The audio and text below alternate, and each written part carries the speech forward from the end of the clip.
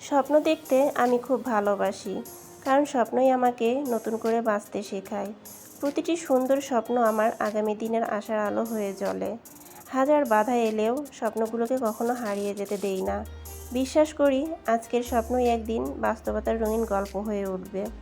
যতদিন বেঁচে আছি ততদিন স্বপ্ন দেখার সাহসটুকু বাঁচিয়ে রাখবো ইনশাল্লাহ।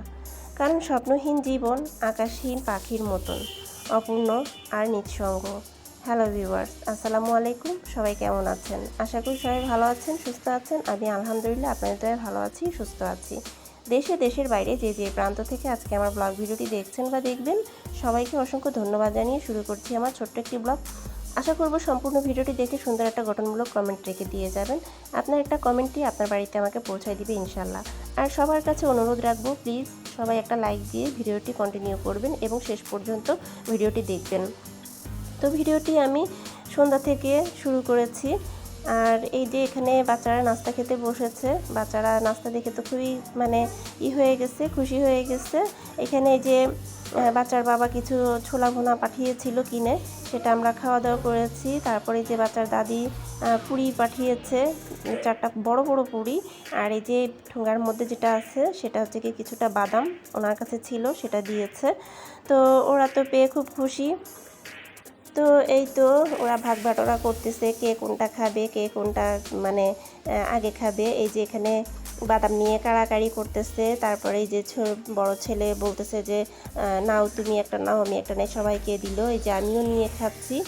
তো খেতে খুব মজাই ছিল। পুরিটা বেশ বড় বড়, একটা দুটো খেলেই পেট ভরে যায়, এরকম অনেক বড়।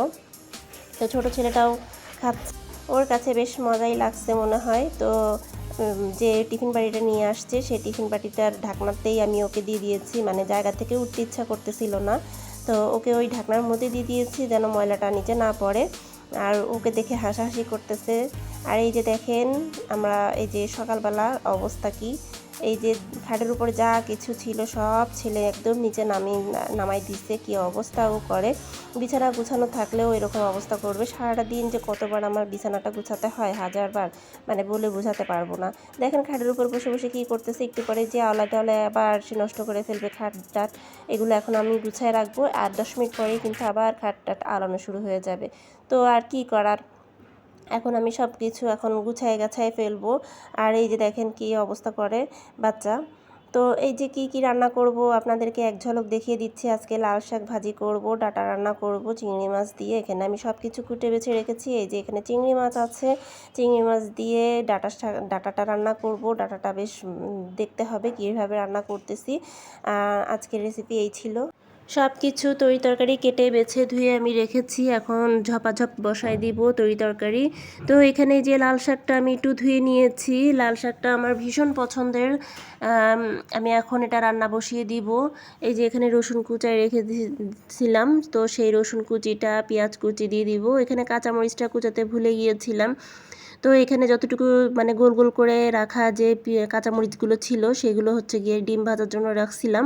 তো ভুলে গেছিলাম শাক ভাজিতে যে কাঁচামরিচটা দিতে হবে, কাটতে ভুলে গেছি। তো এখন কেটে এখানে দিয়ে দিলাম।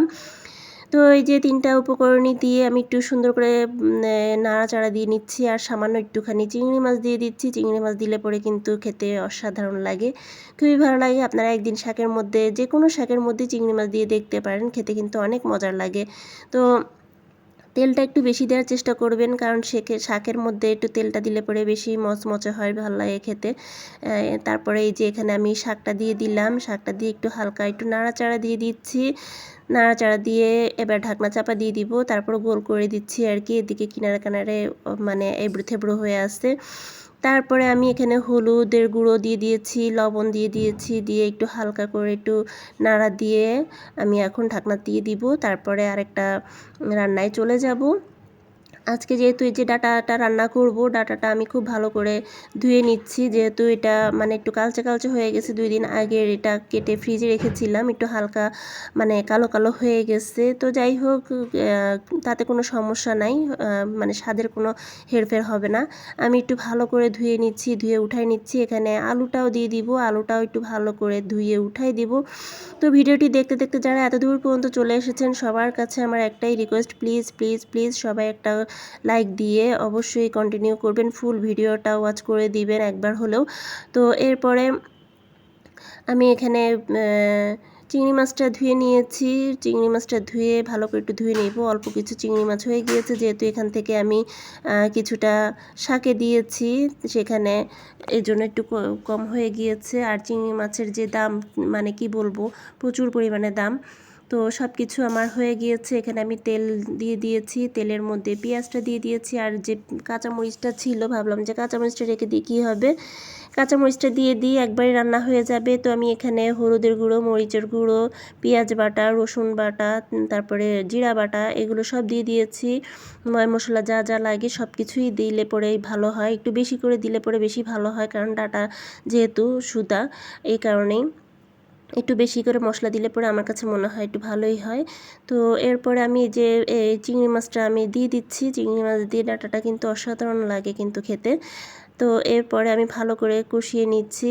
আর যারা নতুন দেখছেন, অবশ্যই আমার কোনো জায়গায় যদি কোনো ভিডিওর কোনো অংশে যদি আপনাদের ভালো লেগে থাকে, সাবস্ক্রাইব করে পাশে থেকে যেতে পারেন, বেল আইকনটি বাজিয়ে রাখতে পারেন আমার নিত্য নতুন ডেইলি ব্লগ দেখার জন্য।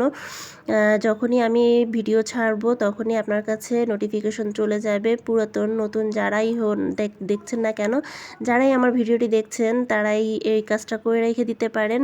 আপনাদের ভিডিও আমি প্রতিদিন নিয়ত দেখি, আপনাদের কমেন্টের মাধ্যমে আমি আপনার বাসায় চলে যাই এবং নিয়মিত আপনার ভিডিও দেখে আসি। আপনাদের ভিডিও দেখতে আমার খুবই ভালো লাগে, আমি খুবই উৎসাহ বোধ করি আপনাদের ভিডিওগুলো দেখার জন্য। এবং আমি সারাদিন কি করি না করি সব কিছু আপনাদের সাথে শেয়ার করতে আমি নিজে খুবই আগ্রহী।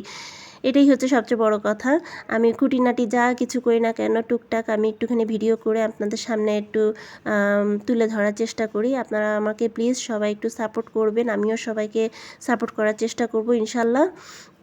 তো এই যে আমি একটু মানে কষিয়ে নিয়েছি, খুব ভালো করে কষিয়ে নিয়েছি। এখানে আমার চিংড়ি মাছের বলছি, হ্যাঁ, চিংড়ি মাছের দিয়ে শাকটা ভাজি করা হয়ে গিয়েছে।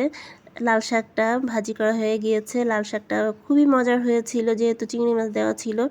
তো এরপরে আমি এখানে ঝোল দিয়ে দিচ্ছি, ঝোলের পানিটা দিয়ে দিচ্ছি ডাঁটা শাকে। ডাঁটা শাকটা সিদ্ধ হবে, মানে শাক না, ডাঁটাটা সিদ্ধ হবে, সেজন্য আমি পর্যাপ্ত পরিমাণে পানি দিয়ে দিব। তো এই যে আমি এখানে আরও বেশি করে একটু পানি দিয়ে দিচ্ছি, কারণ ঝোল মানে এটা সিদ্ধ হতে হবে, সে কারণে আমি একটু ঝোল দিয়ে দিচ্ছি, বেশি করে ঝোল দিয়ে দিব। তো পানিটা মনে হয় একটু বেশি হয়ে গিয়েছে, তো যাই হোক, কমে যাবে, কোনো সমস্যা না, ব্যাপার না। তো এরপরে আমি অন্যান্য কাজে চলে গেলাম। এই যে অফলাইনে আমি অনেক কাজ করে ফেলেছি, ধোয়া পালা যা কিছু ছিল সব কাজ করে ফেলেছি। এখানে সব যতটুকু পারার অতটুকু গুছগাছ করে ফেলছি। এখানে বেসিন টেসিন যা কিছু ছিল সব কিছু ধোয়া পালা মুছে টুছে ফেলেছি। এই তো ফাইনালি আমার রান্না শেষ হয়ে গিয়েছে। তো আমার রান্নাটা কেমন লাগলো অবশ্যই কমেন্টের মাধ্যমে জানাবেন, জানাতে একদমই ভুলবেন না। তো এই পর্যন্তই আমি ভিডিওটি রেখে দিচ্ছি। ভালো লাগলে লাইক কমেন্ট শেয়ার করবেন, আমার পাশে থাকবেন, আমাকে সাপোর্ট করবেন, আমার পাশে থেকে অন্তত আমাকে সামনে এগিয়ে যেতে একটু উৎসাহিত বোধ করবেন। আমিও আপনাদের পাশে থাকবো ইনশাল্লাহ। তো আজকে দুপুরের আয়োজন এই ছিল। আজকের মতন বিদায় নিচ্ছি। আল্লাহ হাফেজ, আসসালামু আলাইকুম।